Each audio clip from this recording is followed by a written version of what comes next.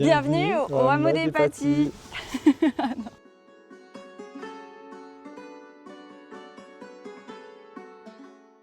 Un hameau composé de 2 maisons, une grange et des boxes à chevaux. Et on va tout retaper nous-mêmes. On a acheté ce hameau en septembre 2025. Ça faisait plus de 15 ans qu'il était inhabité. Les dernières rénovations datent des années 70, donc autant vous dire qu'il n'y a pas grand-chose à garder. Pas d'isolation, pas de double vitrage, pas de chauffage utilisable, électricité bancale et toiture décapotable. Mais nous, ça nous a pas fait peur.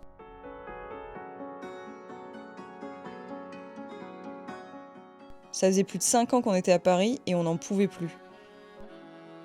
On cherchait une vieille bâtisse en pierre qui pouvait à terme accueillir des gîtes. Et là, je suis tombée sur cette annonce, sur le Bon Coin, et après une seule visite, on a fait une offre. C'était le coup de foudre.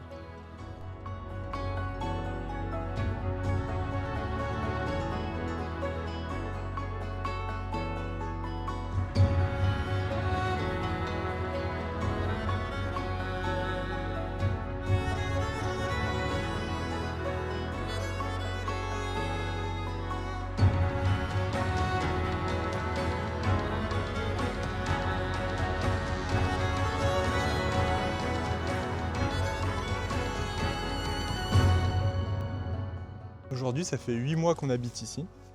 Donc c'est la maison qu'on appelle Blanche-Neige. On l'appelle Blanche-Neige parce qu'elle a une tour trop mignonne. Pourquoi on s'est installé là ? Parce que c'était la plus accueillante des deux. On a posé nos affaires sans rien toucher et du coup, On s'est gelé l'hiver dernier. Mais ça, c'est une autre histoire qu'on a hâte de vous raconter. L'objectif, c'est d'habiter dans la maison en face, qu'on appelle la maison japonaise. Parce qu'en fait, elle a des petites sculptures japonisantes ici et sur la toiture. Notre future maison, quand on a acheté, elle ressemblait à ça. Et aujourd'hui, elle ressemble à ça.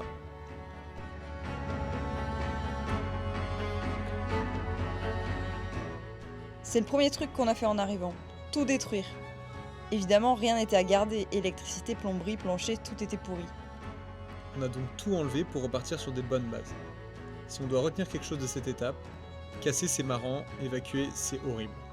On a fait l'erreur en fait de laisser s'accumuler les gravats et on s'est retrouvé à devoir tout évacuer à 2 en un week-end. On en fait encore des cauchemars. Donc aujourd'hui, on en est là, on va enfin commencer les travaux. Parce qu'en fait, on vous a pas dit, mais il y a un mois, on s'est mariés. Chouette, vous nous direz, sauf que c'était dans notre jardin. Donc on a mis de côté les travaux de la maison à partir de janvier pour se concentrer sur l'organisation de l'événement. On a donc préféré avoir un beau jardin plutôt que d'avoir chaud l'hiver prochain. Il y a des priorités. Du coup, on a désherbé car le lierre avait tout envahi et on s'est lancé dans une tâche qu'on a beaucoup trop minimisée et qui s'est révélée être un énorme chantier, les pavés. 2 chemins existaient entre les maisons, mais en carreaux de béton très abîmés et très moches. Et devant chez nous, c'était la gadoue. Donc c'était quand même une priorité de trouver une solution. On a donc pavé 50 m², dont 30 m² de carreau sable en grès naturel. On vous met quelques photos et si ça vous intéresse, on pourra revenir dessus en détail. Mais voici un avant et un après.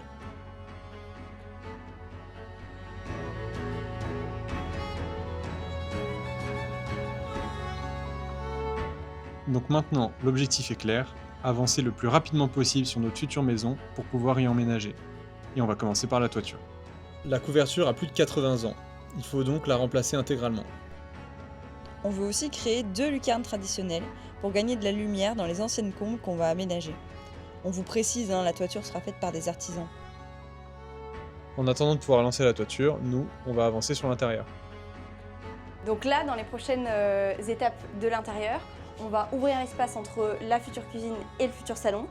À la base, il y avait juste une porte, mais donc du coup, on veut ouvrir l'espace. On a fait intervenir des artisans pour qu'ils nous posent un IPN pour qu'on puisse démolir en sécurité, mais ça, normalement, on gère. Et on vous montrera ça dans une prochaine vidéo. On va aussi aller chercher des tomates en terre cuite du XVIIIe siècle que j'ai trouvées sur le Bon Coin.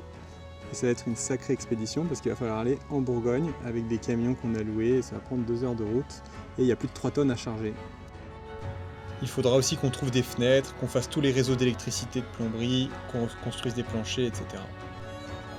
Bref, vous l'avez compris, on s'est lancé dans un énorme projet, mais on est plein de motivation. On veut redonner vie à ce hameau en respectant son bâti et son âme. On mettra la priorité sur les matériaux et techniques anciennes pour ne pas dénaturer ce joli patrimoine.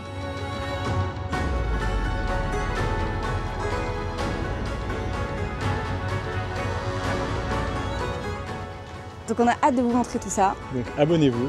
et à très vite.